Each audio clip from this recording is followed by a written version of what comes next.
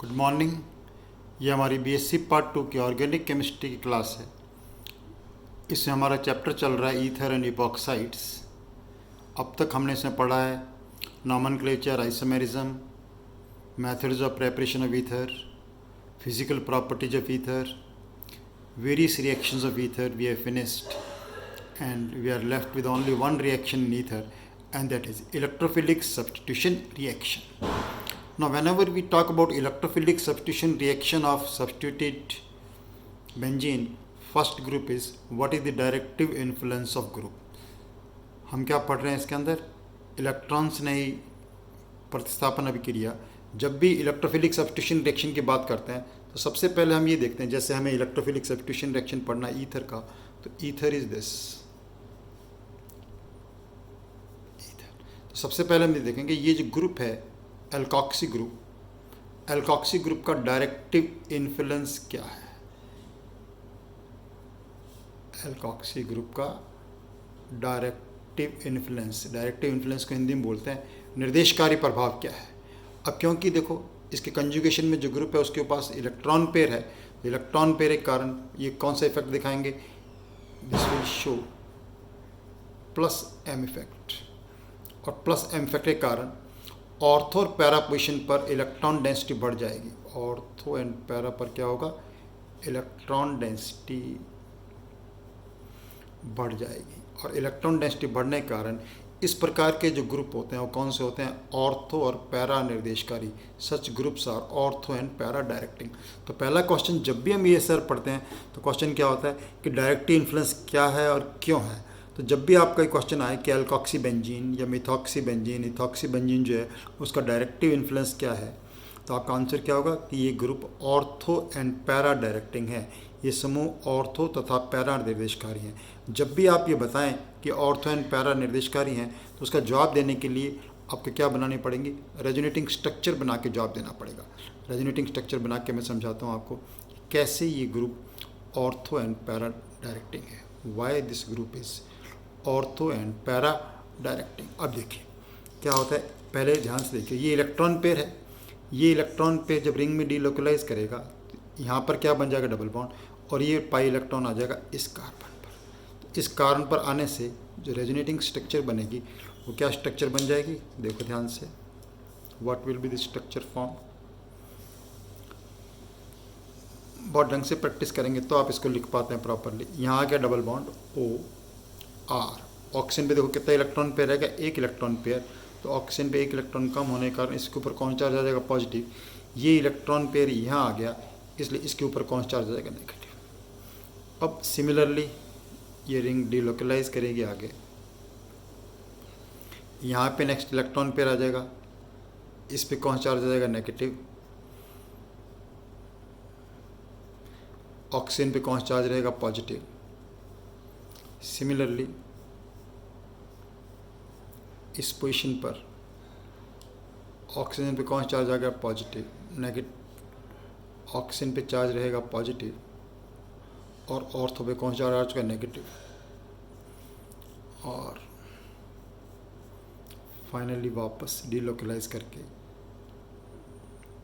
ये आ जाएगा। तो अब देखो सारी स्ट्रक्चर देखो ध्यान से, ऑर्थो और पैरा पे क्या आ रहा है? Negative charge. क्या मतलब हुआ इसका कि ऑर्थो और पैरा पर इलेक्ट्रॉन डेंसिटी इंक्रीज हो गई, और ऑर्थो और पैरा पे इलेक्ट्रॉन डेंसिटी इंक्रीज का मतलब है कि ऐसे ग्रुप जो होंगे कौन से होंगे? Ortho and para directing group होते हैं। दूसरी चीज़ देखो यहाँ से, जब भी आप रेजोनेटिंग स्ट्रक्चर लिख रहे हो इसको देखो, पहली स्ट्रक्चर और लास्ट स्ट्रक्चर को कंपेयर करो। बिल्कुल रिंग, ये पाई इलेक्ट्रॉन, ये पाई इलेक्ट्रॉन, देखो रिंग पूरा डीलोकलाइज होकर आएगा। कभी ऐसा नहीं हो सकता कि यहाँ से ऐसे स्टार्ट किया तो वापस वही पोजीशन यहाँ पे वो आ जाए। पूरी रिंग में इलेक्ट्रॉन क्या हो गया? डीलोकलाइज हो गया है। तो रेजोनेटिंग स्ट्रक्चर नहीं लिखेंगे तब तक ये आंसर सही नहीं हो सकता आपका कि ऑर्थो और पैरा निर्देशकारी है। क्वेश्चन ऐसे भी आ सकता है इसका कि वाई मिथॉक्सी बेंजीन और ethoxy benzene is ortho and para directing. Ortho and para directing क्यों है? तो बताओगे आपकी इलेक्ट्रॉन डेंसिटी बढ़ जाती है ऑर्थो पैरा पे, लेकिन बढ़ने के लिए रेजोनेटिंग स्ट्रक्चर बता के बताना बहुत ज़रूरी होता है। अब इसके बाद हेडिंग डाल दो एग्जाम्पल्स ऑफ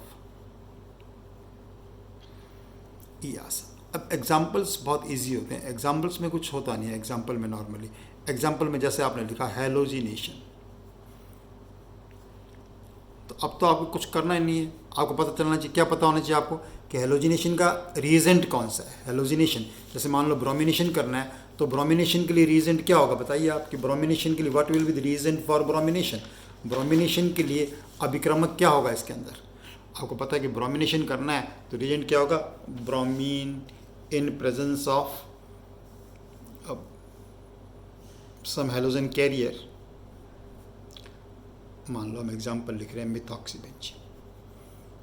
अब तो कुछ करना नहीं, ब्रोमीन ग्रुप लगाना आपको, तो इसके अंदर रीजेंट क्या हो जाएगा, bromine in presence of acetic acid. Halogen carrier के रूप में हम हेलोजनेशन लेते हैं, इस रिएक्शन का नाम है ब्रोमिनेशन। ब्रोमिनेशन का मतलब क्या हो गया, ऑर्थो और पैरा पे आपको क्या लगाना है, ब्रोमो लगाना है। ऑर्थो और पैरा पे क्या लगाएंगे आप, ब्रोमो। तो reaction is simple. Ortho position पे आ गया ऑर्थो ब्रोमो एनिसॉल। मिथॉक्सीबेंजीन का कॉमन नेम क्या होता है, एनिसॉल। और यहाँ पे आ जाएगा para, para bromo anisole, ortho bromo anisole, para bromo anisole, बस प्रोडक्ट हो गया इसका।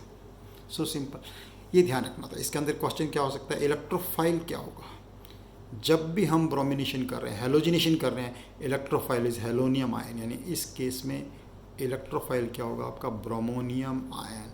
ये क्वेश्चन आपको आना चाहिए हमेशा। वैसे आपको सीधा क्वेश्चन आएगा कि मेथॉक्सीबेंजीन का ब्रोमिनेशन का क्या एक्साइटमेंट है। मान लो नंबर 2 एग्जांपल लेते हैं ईएसआर का। कॉमन एग्जांपल्स होते हैं ईएसआर। कितनी बार आपने इलेक्ट्रोफिलिक सब्स्टिट्यूशन रिएक्शन पढ़ा है। जब भी एरोमेटिक को एग्जांपल आएगा, electrophilic substitution reaction is the main reaction. Aromatic compounds की कैरेक्टरिस्टिक प्रॉपर्टी होती है इलेक्ट्रोफिलिक सब्स्टिट्यूशन रिएक्शन। नाइट्रेशन, अब नाइट्रेशन का क्या मतलब है, what is the meaning of nitration, nitro group लगाना।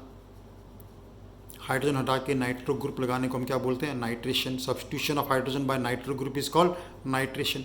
अब नाइट्रेशन में क्या पता होना चाहिए, what is the nitrating reagent. Nitrating reagent क्या होता है यहाँ पर, mixture of concentrated HNO3 and H2SO4। सांद्र HNO3 तथा H2SO4 के मिक्सचर को हम क्या बोलते हैं, नाइट्रेटिंग रीजेंट। इस रिएक्शन में इलेक्ट्रोफाइल क्या होता है, ये आपको पता होना चाहिए, नाइट्रोनियम आयन। क्या बोलते हैं इसको, नाइट्रोनियम आयन। ये आपको आना चाहिए कि इलेक्ट्रोफाइल क्या है इसके अंदर, नाइट्रोनियम आयन। रिएक्शन का प्रोडक्ट लिखना दीजिए, प्रोडक्ट में तो कुछ नहीं करना आपको। ऑर्थो और पैरा पे क्या लगाना, नाइट्रो लगा दीजिए। तो methoxy ortho nitro anisole,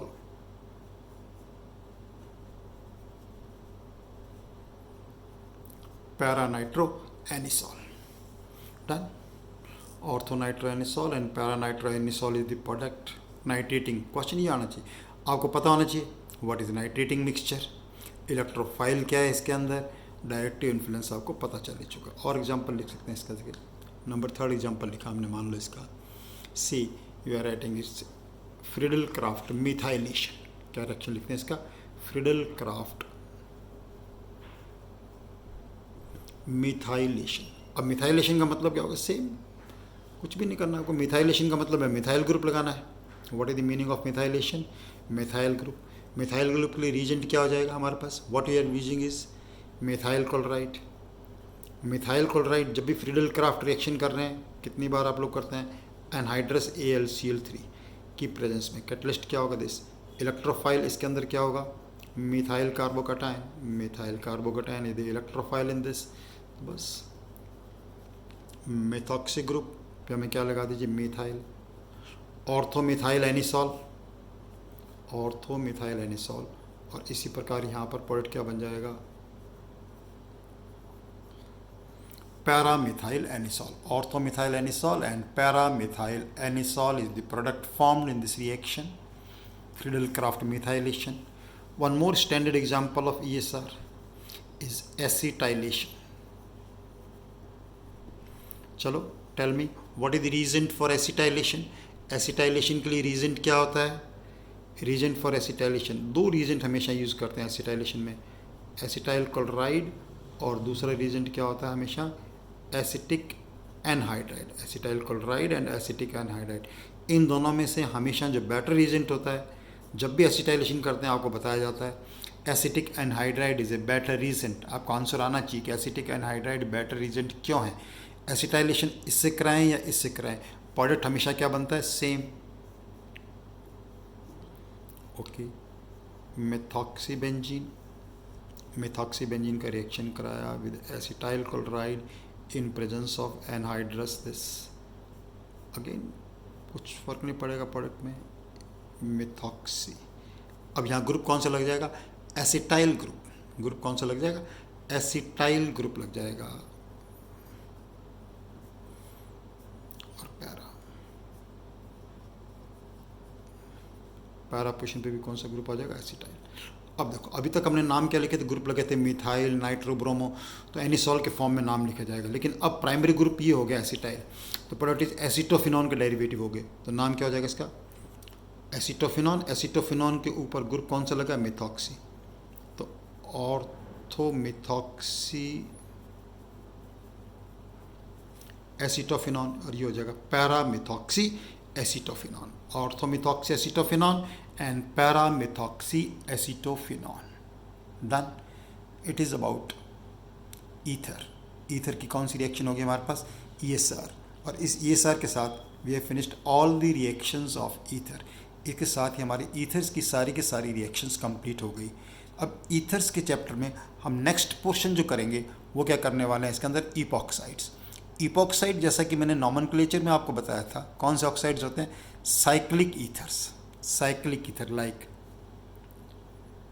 oxirane. तो साइक्लिक ईथर कैसे बना सकते हैं? अगेन साइक्लिक ईथर के methods of preparation, reactions of cyclic ether. Cyclic ether important compound है रिएक्शन पॉइंट ऑफ व्यू से, जिन्हें हम क्या बोलते हैं? इपॉक्साइड्स। क्या बोलते हैं? इपॉक्साइड्स। तो अब ईथर्स करने के बाद हमारे पास क्या बचा है इस चैप्टर में? इस चैप्टर में हमारे पास अब एक चीज़ और बची है, और उसे हम क्या बोलते हैं? इपॉक्साइड्स। यहाँ से हम कंटिन्यू करेंगे इपॉक्साइड्स नेक्स्ट लेक्चर में। Okay, keep doing your work. Thank you very much. मैंने जैसा कि आपको हर वीडियो में बताया, इन सभी चैप्टर्स को, अल्कोहल हम फिनिश कर चुके हैं, फिनॉल हम फिनिश कर चुके हैं। अल्कोहल, फिनॉल, सभी जो वीडियोज़ हैं आप ऑर्डर में देखें, और ऑर्डर में देखते हुए आप अपने नोट्स कॉपी में बना लें। Keep doing your work. Thank you very much.